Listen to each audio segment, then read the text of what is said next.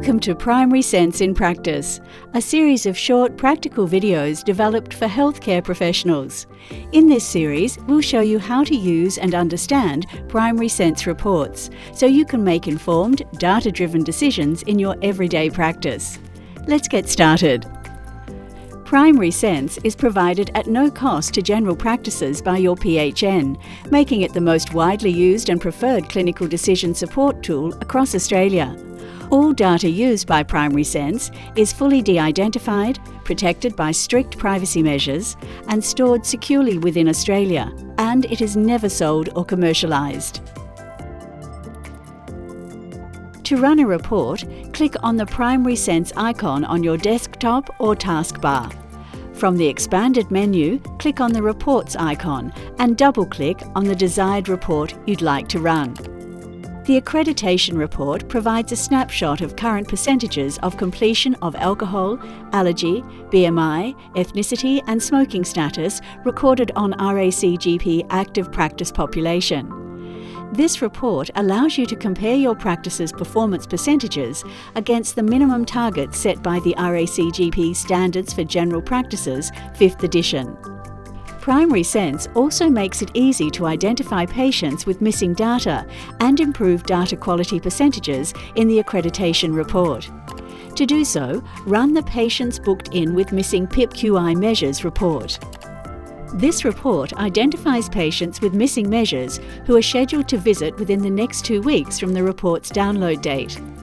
Clicking on the report columns will sort and rearrange the results alphabetically, chronologically, from high to low or low to high. If a measure has already been recorded, the corresponding field in the report will appear blank. Where a measure is missing, an N or a description of the missing measure will be displayed. The Existing Appointment column displays upcoming patient appointments and can be filtered to display the most recent upcoming appointments first, allowing you to identify and target patients and fix missing data of patients booked in.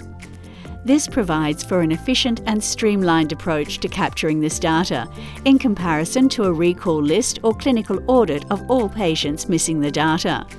If needed, the report can be exported in Excel or CSV format and printed for your records.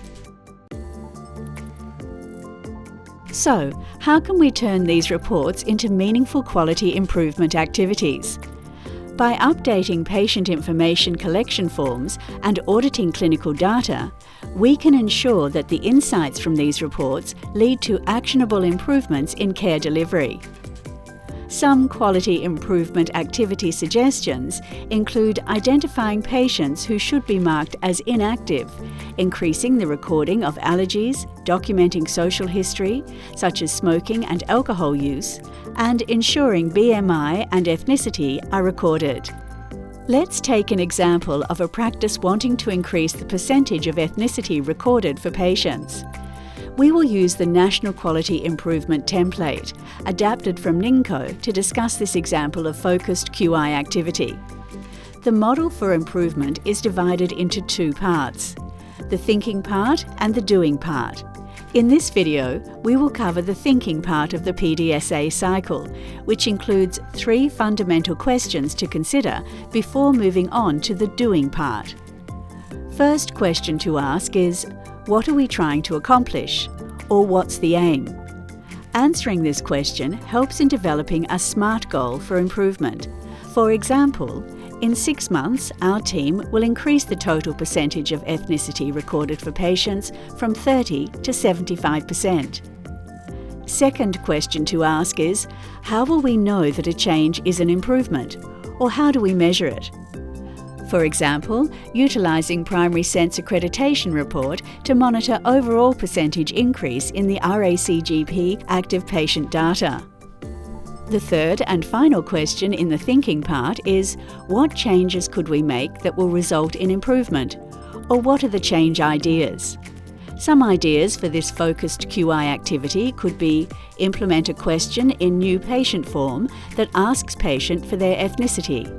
If you already have this, you could implement a description under ethnicity, providing a definition and how it is different from nationality.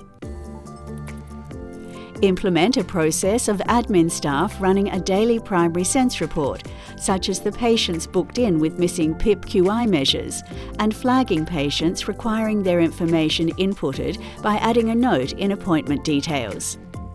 Implement and update patient information form for returning patients to address missing information before their appointments. Implement practice posters that highlight why you're asking this information from patients. Educate and train staff to enter data accurately to improve clinical tool effectiveness.